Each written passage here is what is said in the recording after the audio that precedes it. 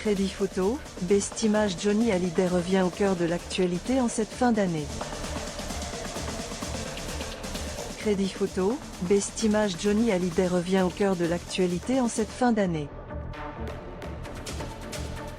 Alors qu'on célèbre le 6e anniversaire de sa disparition, une exposition sur sa carrière vient d'ouvrir ses portes à Paris et une plaque commémorative vient d'être inaugurée dans le 9e arrondissement parisien, au pied de l'immeuble où il a grandi. En parallèle, la compilation Made in Rock'n'Roll et le coffret Johnny Hallyday Symphonique cartonnent, 55 000 et 20 000 ventes, et la guerre fait toujours rage entre les deux clans Hallyday, depuis les prises de parole électriques de Jade et Joy, fille adoptive de Johnny, envers David Hallyday.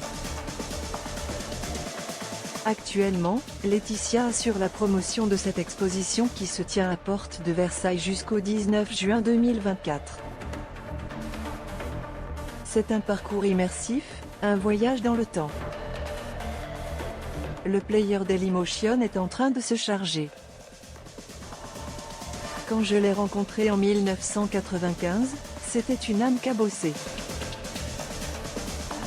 Il était torturé, fragile, dépressif, il avait beaucoup d'addictions.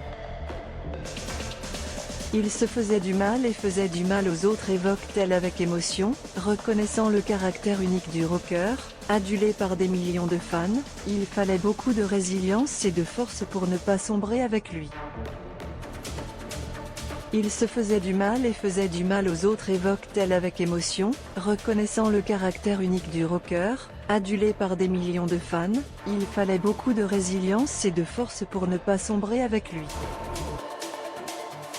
Ce n'est pas facile d'être Johnny Hallyday au quotidien, d'avoir ce destin pas ordinaire, de traverser les époques.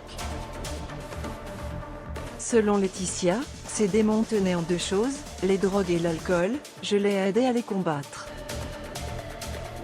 Il a arrêté de se droguer, mais pour l'alcool, ça a été plus compliqué. Il replongeait à chaque tournée.